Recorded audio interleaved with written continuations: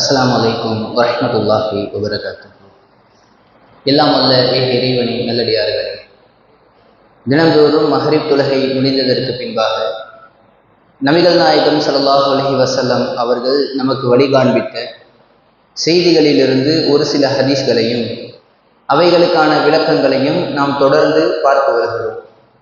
அதன் அடிப்படையில் தற்பொழுது சஹீஹுல் புகாரியில் 6340வது செய்தியாக பதியப்பட்டிருக்கிற ஹதீஸை பார்க்க இருக்கின்றோம். அதில் நபிகள் நாயகம் ஸல்லல்லாஹு அலைஹி வஸல்லம் அவர்கள் நம்மில் அனைவருக்கும் சொல்லப்போனால் நம்மில் பெரும்பான்மையான நபர்களுக்கு இருக்கக்கூடிய ஒரு சந்தேகத்தை தீர்க்கக்கூடிய ஒரு விஷயத்தை சொல்லியிருக்கிறார்கள். நம்ம நிறைய பேர் நினைச்சிருப்போம், நான் வருஷம் முழுக்க பிரார்த்தனை செஞ்சுக்கிட்டே இருக்கிறேன், ஆனால் அது எனக்கு அங்கீகரிக்கப்படவே இல்லை அப்படிங்கிற ஒரு எண்ணம் நம்மில் பல நபர்கள் இடத்துல இருக்கலாம். உண்மைதானே?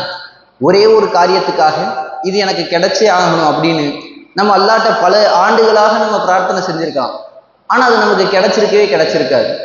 நம்ம கூட சொல்லியிருப்போம், நான் இத்தனை வருஷமா பிரார்த்தனை செஞ்சுக்கிட்டே இருக்கிறேன், அல்லாஹ் எனக்கு இதை கொடுக்கவே மாட்டான் என்றெல்லாம் கூட நாம் சொல்லியிருப்போம். அதற்கு என்ன காரணம் என்று இறைவனினுடைய தூதர் மூலமாக தெளிவுபடுத்துகிறான். நபிகளார் கூறுகிறார்கள், யுஸ்தஜாபு லி அஹதிக்கும், உங்களில் ஒருவருக்கு பதிலளிக்கப்படும் உங்களினுடைய பிரார்த்தனைக்கு. எப்ப தெரியுமா? மாலம் யாஜல், உங்களில் ஒருவர் அவசரப்படாத வரைக்கும் உங்களுக்கு பதிலளிப்பதற்கு வாய்ப்பு இருக்கிறது என்று நபிகளார் குறிப்பிடுகின்றார்கள். அவசரப்படுறதுனா எப்படி தெரியுமா? எக்கூல், அவர் கூறுவார், தஅத்து, நான் பிரார்த்தனை செஞ்சேன் அல்லாட்ட, ஆனா அல்லாஹ் எனக்கு நிறைவேற்றவே இல்லை என்று அவர் மக்கள் மத்தியில சொல்லிடுவாரு. நம்ம ஒரு பிரார்த்தனை செஞ்சிருப்போம், யா அல்லாஹ் எனக்கு சாலிஹான குழந்தைய கூட அப்படின்னு ஒரு பிரார்த்தனை செஞ்சிருப்போம், ஆனால் நமக்கு குழந்தை பாக்கியமே இல்லாமல் இருந்திருக்கும். எதுக்கு? நம்ம மக்கள் மத்தியில போய் சொல்லியிருப்போம், நானும் வருஷம் முழுக்க பிரார்த்தனை செஞ்சுக்கிட்டே இருக்கிறேன், ஆனா எனக்கு குழந்தை பாக்கியத்தை அல்லாஹ் கொடுக்கவே மாட்டான் அப்படின்னு நீங்க சொல்லாத வரைக்கும் உங்களுக்கான பிரார்த்தனை அங்கீகரிக்கப்படும், உங்களுக்காக செயல்படுத்தப்படும் என்று இறைவன் கூறியிருக்கிறான். யோசிச்சு பாருங்க, நமக்கு பல பிரார்த்தனைகள் அங்கீகரிக்கப்படாமல் இருந்திருக்கலாம். காரணம் நாம் அதை வெளியே சொல்லி அவசரப்பட்டதாக இருந்திருக்கலாம். இன்னைக்கு காலையில கூட பார்த்தோமா இல்லையா, மனிதன் அவசரக்காரனாக இருக்கிறான், கானல் இன்சான் அஜூலா என்று இறைவன் குறிப்பிடுகின்றான். அந்த அவசரத்தை நாம் நம்முடைய பிரார்த்தனைகளிலும் ஈடுபட்டுக்கிட்டு இருக்கிறோம். ஒரு கனி கிடைக்கணும்னா முதல்ல விதை விதைக்கும், அந்த விதை செடியாக மாறி மரமா மாறி பூ பூத்து காய் காய்த்து அதற்கு பிறகுதான் கனி கிடைக்கும்.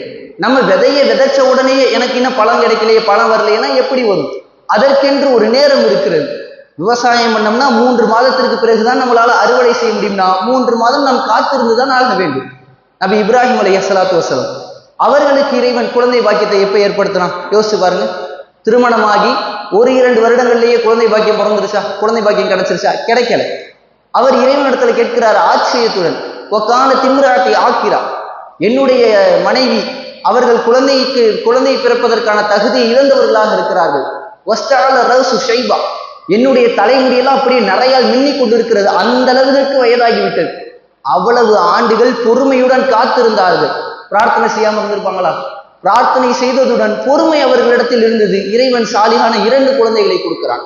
அப்படிப்பட்ட பொறுமை நம்மில் பல நபர்களிடத்தில் கிடையாது. இறைவன் திருமறையில பேசுறானே, கது நரா தகல்லுப வஜ்ஹிக ஃபிஸ் ஸமா, நபியே உம்முடைய முகம் வானை நோக்கி திரும்புவதை நாம் அடிக்கடி பார்க்கிறோம். ரசூலுல்லாஹ் என்ன செய்யறாங்கன்னா, மக்கால இருந்து மதீனாவுக்கு போயிடுறாங்க. மதீனாவுக்கு போனதுக்கு அப்புறம் அவர்கள் பைத்துல் முகத்தஸை நோக்கி தொழுதுகிட்டு இருக்காங்க. இப்ப நம்ம எல்லாம் காபாவை நோக்கி தொழுகிறோம்ல. ரசூலுல்லாஹ் ஹிஜ்ரத் செஞ்சு மதீனாவிற்கு போனதற்கு பிறகாக ஜெருசலத்தில் இருக்கக்கூடிய பைத்துல் முகத்தஸை நோக்கி தொழுது கொண்டிருக்கிறார்கள். ஆனா ரசூலுல்லாஹ்க்கு என்ன விருப்பம்னா காபாவை நோக்கி தொழுகணும், அதுதான் விருப்பமா இருக்கு. அதனால ரசூலுல்லாஹ் வானத்தை பார்த்துக்கிட்டு இருக்காங்க. அல்லாஹ்ட்ட இருந்து வஹி வராதா, நம்ம காபாவை நோக்கி தொழுதுற மாட்டோமா அப்படின்னு பார்த்து கொண்டே இருக்கிறார்கள். மதீனாவிற்கு போன உடனே அந்த கிப்லா மாற்றம் ஏற்பட்டுருச்சா? எத்தனை நாட்கள் கழித்து ஏற்பட்டது சொல்லுங்க? மதீனாவுக்கு போய் எத்தனை நாட்களுக்கு பிறகாக கிப்லா மாற்றம் ஏற்பட்டது? 6 மாதம், 17 மாசமா? மாசம் தானா? வேற ஏதாவது பதில்? 17 மாதங்கள். 17 மாதங்கள் ரசூலுல்லாஹ் காத்திருந்தாங்க.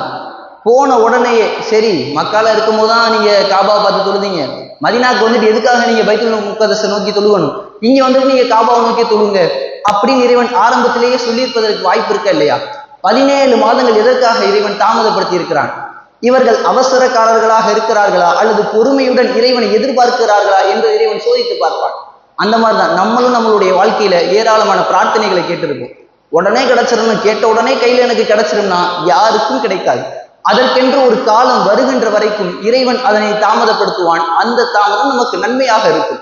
நம்ம ஒன்றை நல்லது என்று நினைப்போம், ஆனால் அது நமக்கு கேடை விளைவிக்கும்.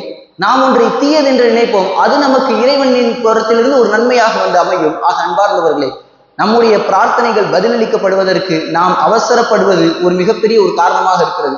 நம்முடைய பிரார்த்தனைகள் பதிலளிக்கப்பட வேண்டும் என்றால் நாம் அவசரத்தை மேற்கொள்ளாமல் பொறுமையுடன் இறைவனிடத்தில் நாம் பிரார்த்தனை செய்தோமேயானால் நிச்சயமாக என்றாவது ஒரு நாள் நம்முடைய பிரார்த்தனைகள் அங்கீகரிக்கப்பட்டு அந்த பிரார்த்தனைகளினுடைய பலனை நம்மால் இம்மையில் காண முடியும்.